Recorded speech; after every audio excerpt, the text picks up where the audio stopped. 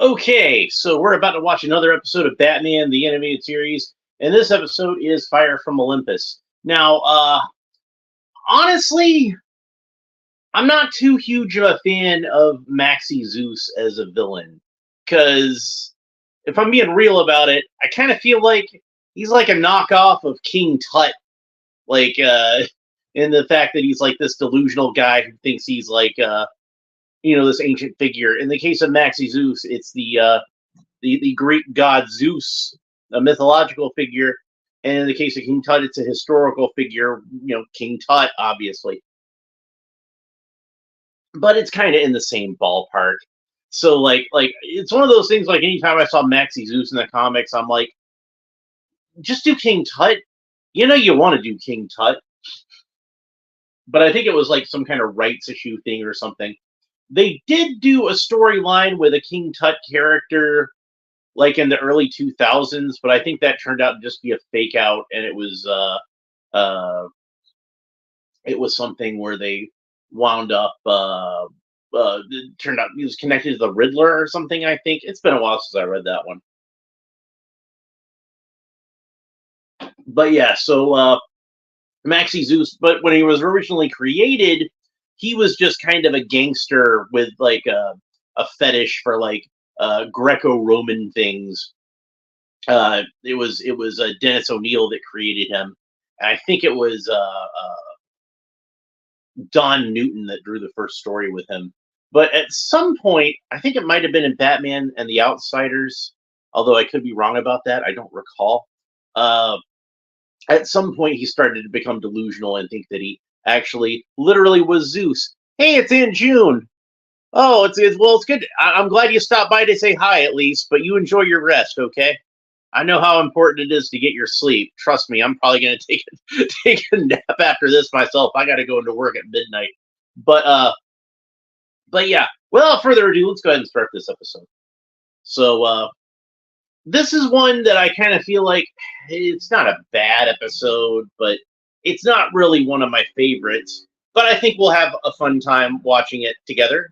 I know I enjoy watching it and giving my commentary. So hopefully you'll enjoy watching it with me. So the bank just blew up, and the shifty-eyed thugs are running away, and the Batmobile is charging into action in our iconic opening sequence. Never gets old.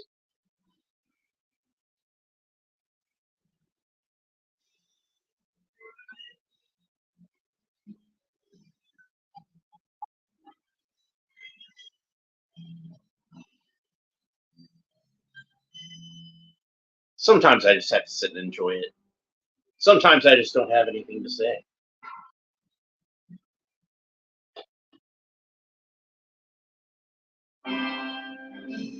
Fire from Olympus.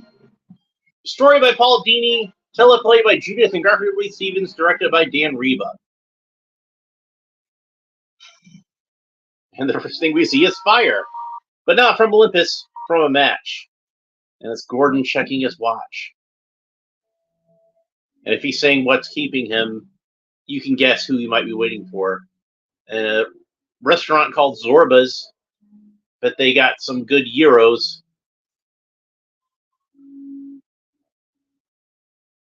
If I was going to open a Greek restaurant, I would call it Holding Out for a Euro.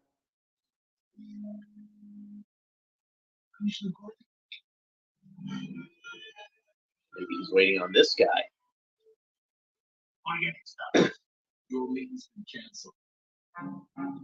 Yeah, you might look at it as like a stereotype or whatever, but I do feel like they did a good job of conveying that these guys are indeed Greek.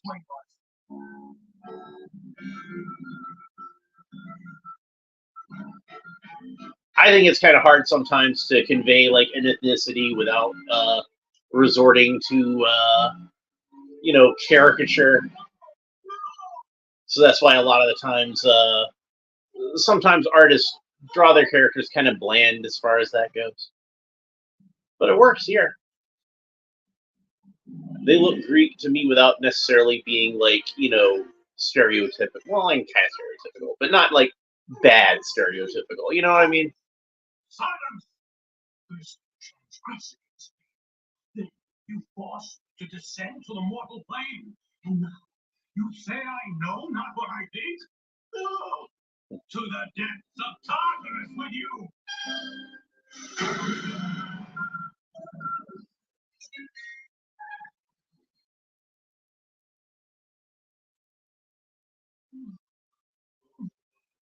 Fire from Olympus.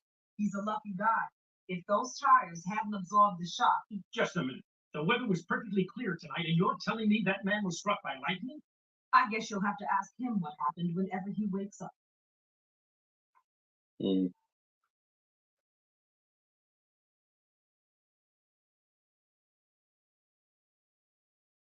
His name is Yanni Stavros.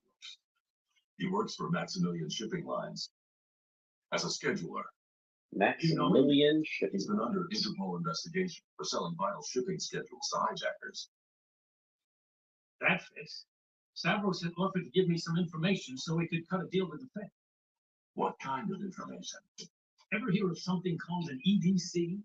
The electron discharge cannon, a fourth-generation energy weapon being developed by a combined U.S.-European alliance. So that's how you get struck by lightning. This prototype was stolen last month while it was being shipped overseas.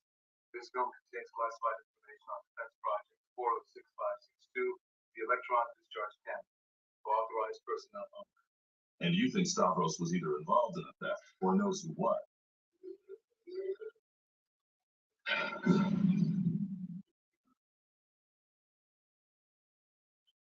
afraid that he does.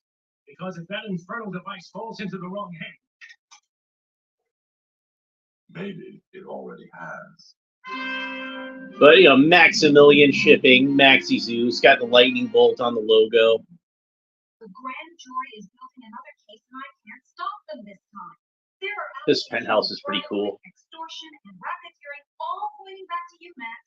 Sure, I'm your assistant, but there's only so much I can do on my own. Max, let's see. Come on, look at me when I'm talking to you. you bore me with these tales of petty human concerns. You're doing it again, Maxie. You are clear. My news of history. Amuse me with tales of ancient times when mortals trembled at the name of Zeus. You want a story? Mm. I got one.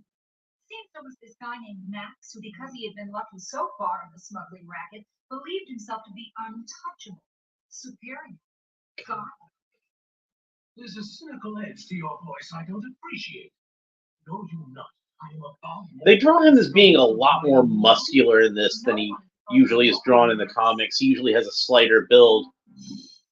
This is a bit more close to the actual mythological Zeus. Please don't look at me if you don't. And also, he usually doesn't have a mustache. He just has like kind of an Abe Lincoln kind of beard going on. We've been through together after all we meant it. I think he might have had a mustache when he was in Grant Morrison's Arkham Asylum graphic novel. But they wrote a much different, much more twisted version of Maxi Zeus. I'll just let you guys read that yourselves. He rises from the dark realm. Behold, the coming of my brother, Lord Hades. Ironically, thinking of Batman as the god of death, Welcome, Lord Hades. Batman who famously has a code against killing. Batman is a mere mortal. Then what mortal could reach the summit of Mount Olympus and survive? Come, dark brother, avail yourself of the nectar of the gods. No thanks. I just want to ask you a few questions about. Hold! The words of the gods are not for the ears of mere muses. Yep, that's me, just a lowly muse. Whatever. I know it just says story by Paul Dini, and the teleplay was by Judith and Garfield Reese-Stevens, but there's definitely some touches of Paul Dini dialogue in there. Probably he had some stuff in his original treatment that carried over. You're taking this too lightly, Alex. We're in trouble. Maxie's worse than ever. When was the last time you saw him wear real clothes in the office? You know the boss and Greek stuff. It's his thing. Well, his thing is about to blow this shipping firm out of the water. Maybe Maxie with it. Electron discharge cannon? You run one of the world's largest shipping firms. I thought you might know how the hijackers were able to move it. Why should Zeus be concerned about the weapons of man when he can call forth thunderbolts of his own?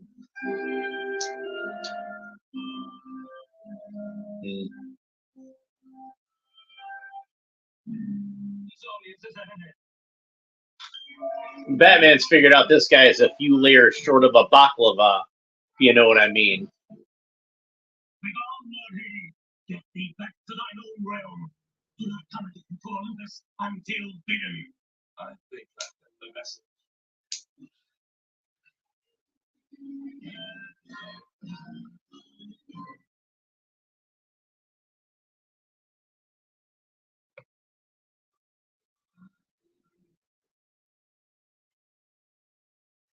I like her design.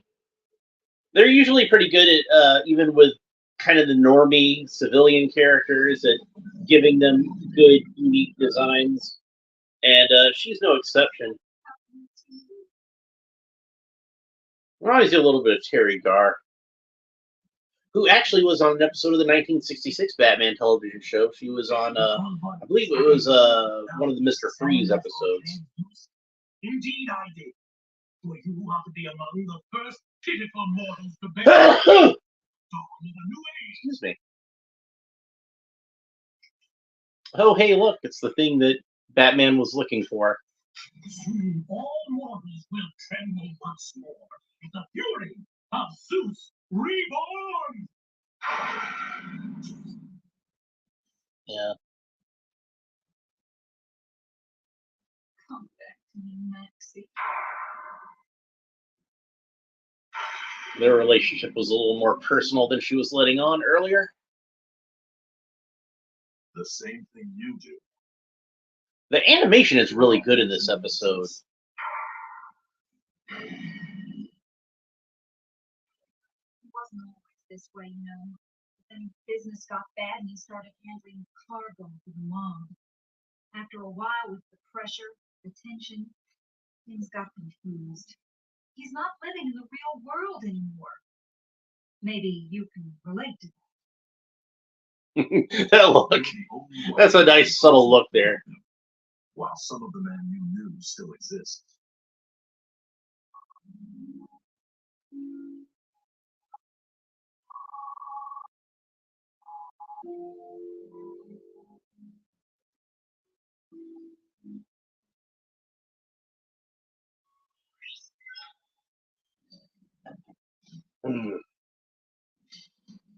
Man, that security guard gets a Tommy gun.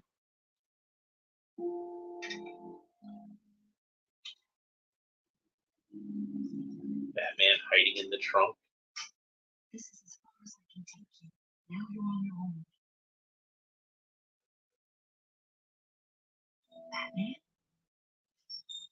And he's already vanished. Because that's how Batman do.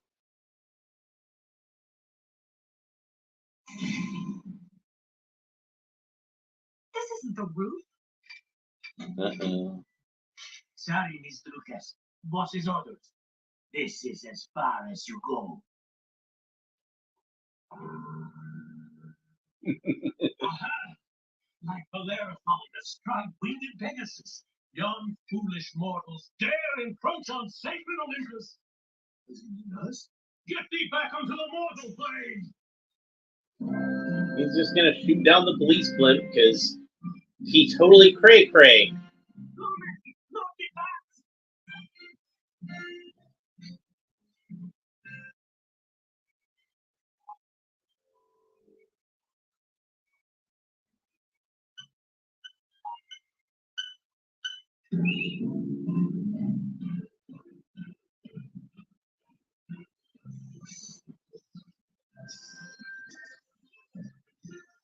Kind of reminds me of the electrothanasia ray from the first Fleischer Superman cartoon, the mad scientist, as it's often called these days.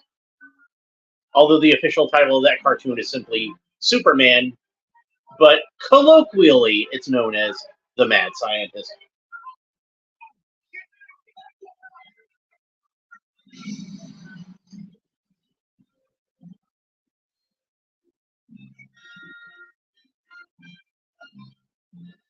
A lot of Fleischer influence in that scene. That's what you've done. You could have killed someone. Could have. You speak with such disloyalty. You'd be lucky if those cops survived. No, I love You, I saw them. Almost No, almost reached him. I heard the thunderbolt of doom. Boss, don't you think you made a guarantee about Alexander will bow to my bidding? Manifest in the misery.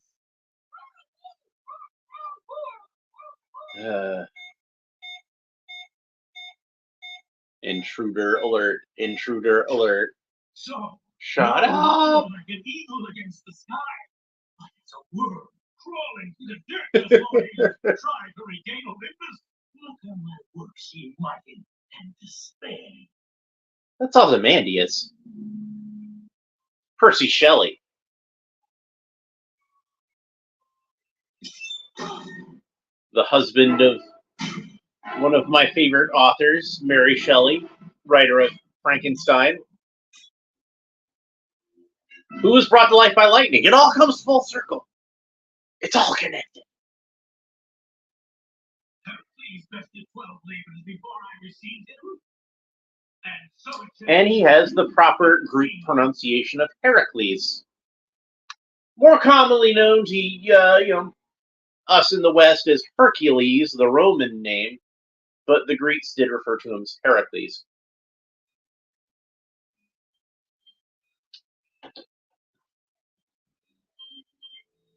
And there's the Hydra.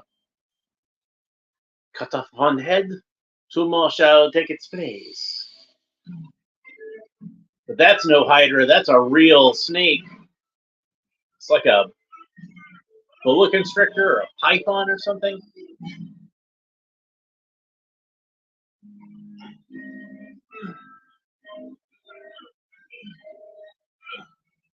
Whatever it is, Batman's got his work cut out for him. But you know he's got something in that belt.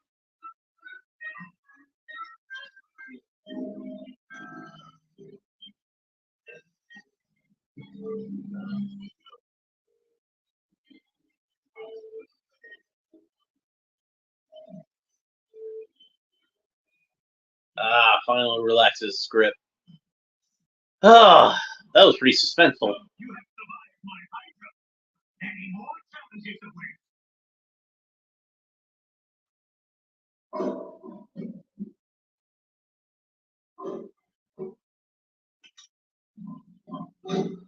What's this creature?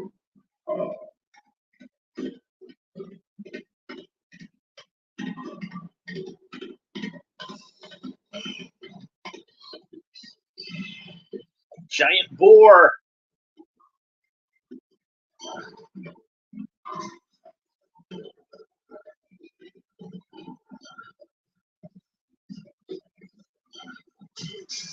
Maxie's got like a real menagerie there, don't he? Just all kinds of. Farewell, my daughter. All right, Batman off so soon. He's gotten out of tighter spots in this. You think Batman's gonna get killed by a pig? Come on. Maybe Miss Piggy. She might be tough enough to give Batman a run for his money. Give him a nice karate chop. Hi-ya! He's even got a little figurine of Cleo there. Be not afraid, my angel. Once thou hast been cleansed by the fire from Olympus, thou shalt be as a goddess at my side throughout eternity. He's gone insane. He's just gonna kill her just so she can be reborn as his concubine, but she's just gonna be dead, man.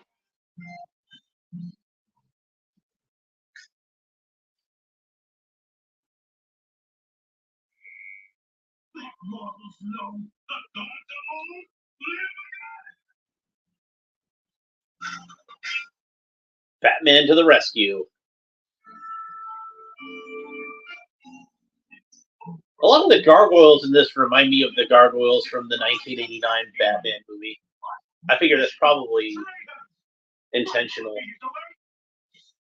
Like, even his henchmen realize how far gone this guy is and, you know, trying to reason with him. That's how nutty Maxie Zeus has got.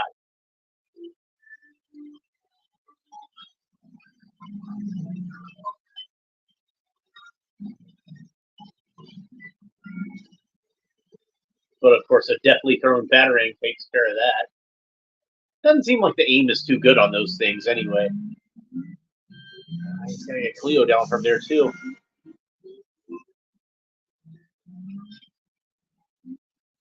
He's got a grenade, like a legit grenade, like a pineapple grenade from like World War II.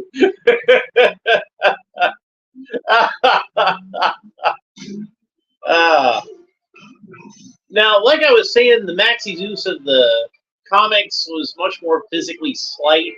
I don't think he could be a real physical threat for Batman, but this guy looks like he probably could give him a good fight, just from like sheer brute strength.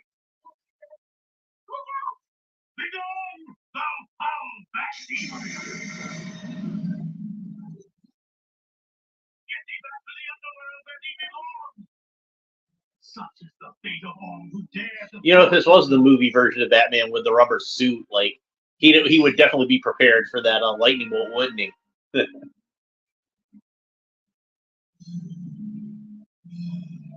I like the design of Zeus's throne. There's a lot of good design work in this episode, and I think the story and the script are actually really good. I think the reason that, like, this one just never really made an impression on me is just because, you know, Maxie Zeus, I just don't really care for him as a villain. And I'm sure some of you watching might disagree with me and might think he's a great villain, and you're entitled to your opinion. But I don't think I ever really got over the idea that he was just kind of like a knockoff King Tut. I do like how they added a little more pathos to him with the Cleo character. But even then, Cleo, like, to me, is the more sympathetic character in this case than Maxie. Because she does generally care for him. Genuinely, I meant to say. And he's just kind of hoist by his own petard in terms of, like, his defeat there. He did something stupid, and it got him beat. So you didn't really even get to see, like, a good fight between him and Batman, which I'm sure would have been entertaining. But you can see why they never really revisited this guy. I don't think they could have told another Maxie Zeus story that would have been as good as this one. I think, like, they kind of shot their wad as far as Maxie Zeus is concerned. And he's going through Arkham Asylum thinking these are all his fellow gods. And they're Hermes, the trickster of the gods. Thinks the Joker is Hermes.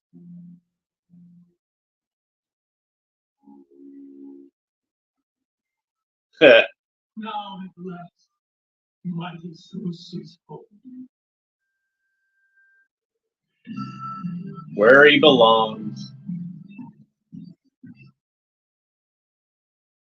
And like I said, if you want to see a more twisted version of Maxie Zeus, check out Grant Morrison's Arkham Asylum graphic novel, where he does some really twisted stuff with him in that. He's only in like a couple of pages, but there's definitely like some weird stuff that he does with the character. It's worth checking out. Anyway, Kevin Conroy is Batman. Bob Hastings is Commissioner Gordon. Guest stars Bess Armstrong as Cleo. Vernie Watson-Johnson as the Doctor. Nicholas Savalas as Stavros. I wonder if he's related to Telly Savalas.